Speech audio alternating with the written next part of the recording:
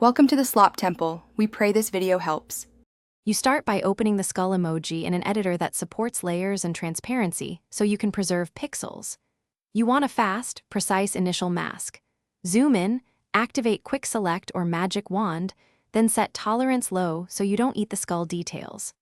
Once done, refine by adding or subtracting with Shift or Alt/Option. Make sure to sample contiguous areas when the background is uniform. This gets you a clean base selection without waiting on advanced tools. Once the base mask exists, convert it to a layer mask and inspect the edges closely so the skull retains crisp lines. You select and mask or refine edge to smooth and slightly feather the edge, and shift the edge inward 1 to 5% if the background bleeds in.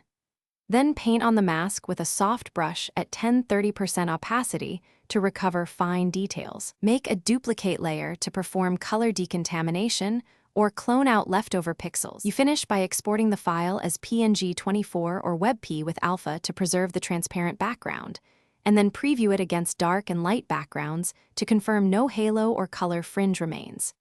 If you spot a halo, shrink the mask by 1 or 2 pixels and resmooth, or add a subtle inner stroke to hide remnants. If things still fail, duplicate the layer and apply a tiny Gaussian blur to the mask edge. Make sure to keep a backup so you can revert. Thanks for watching. Consider subscribing if we helped you.